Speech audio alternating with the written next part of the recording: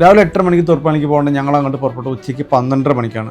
Dubai to Kerala യാത്രയുടെ 20-ാം ദിവസത്തിലേക്ക് എല്ലാവർക്കും സ്വാഗതം. കഴിഞ്ഞ ദിവസം ഞങ്ങൾ പറഞ്ഞല്ലോ, ഞങ്ങളൊരു ചൈനക്കാരൻ ടോൾ പ്ലാസിൽ വെച്ച് ഹെൽപ്പ് ചെയ്തു എന്നുള്ളത്. അതുകൊണ്ട് തന്നെ ഇന്ന് ഞങ്ങൾ പൈസ മാറിയിട്ട് വേറെ പണിയെടുക്കുന്നത് ഓൾറെഡി തീരുമാനിച്ചായിരുന്നു. അങ്ങനെ ഞങ്ങൾ 2-3 ബാങ്കിൽ പോയി. അവിടെ ചെന്നപ്പോഴൊക്കെ അവർ ഗൈഡ് എവിടെയെന്ന് വെച്ചു. ഗൈഡൊക്കെ അപ്പോഴേക്കും മറ്റുള്ള ആളുകളോട് എത്തേണ്ടോടെ എത്തിയിട്ടുണ്ടായിരുന്നു. അങ്ങനെ ഞങ്ങൾ ബാങ്ക് ഓഫ് ചൈനയിൽ ചെന്നു. അവിടെ ചെന്നപ്പോഴും റിപ്ലൈ സെയിം ആയിരുന്നു. പക്ഷേ ഒരു ലേഡി ഉണ്ടായിരുന്നു, മാനേജർ. അവർ പറഞ്ഞു നിൽക്കി ഞാൻ നോക്കട്ടെ പറഞ്ഞു. ഏകദേശം 2-3 മണിക്കൂർ അവിടെ പോയി കിട്ടി. പക്ഷേ സംഭവം പൈസ റെഡി ആയി തന്നു കേട്ടോ. അവിടെ എല്ലാം വെൽ ഓർഗനൈസ്ഡ് ആണ് ചൈനയിലെ എല്ലാ ബാങ്കിങ് സിസ്റ്റം. നമുക്ക് നേരെ ബാങ്കിൽ പോയ പൈസ തരില്ല. അവർ ഓൺലൈനിൽ നമ്മുടെ ഓരോ ആപ്ലിക്കേഷൻ ഫില്ല് ചെയ്ത് അങ്ങനെ നമുക്ക് തരാൻ പറ്റും. അങ്ങനെ അവിടുന്ന് അവരോട് നന്ദിയെല്ലാം പറഞ്ഞ് ഞങ്ങൾ നേരെ പോയത് പെട്രോൾ സ്റ്റേഷനിലേക്കാണ്.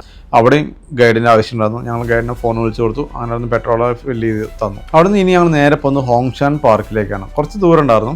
ഒരു ചെറിയ ടൗണിൽ ചെറിയ കാടൊക്കെയായി ഒരു ബുദ്ധിസ്റ്റ് മൊണാസ്ട്രിയും കുട്ടികൾ കളിക്കാനുള്ള ഒരു അമ്യൂസ്മെന്റ് പാർക്ക് പോലെയൊക്കെ ഒരു അടിപൊളി സെറ്റപ്പ്. അവിടെ എത്തി നമ്മൾ കുറച്ചും കൂടി മേലേക്ക് വേണം കയറി പോകാൻ. അവിടെ നിന്ന് പോയാൽ നമ്മൾ വന്ന വഴിയിലുള്ള ഒരു അടിപൊളി ഏരിയൽ വ്യൂ കിട്ടും. അപ്പോഴേക്കും മഴയൊക്കെ ചാർന്ന് തുടങ്ങിയിട്ടുണ്ടായിരുന്നു.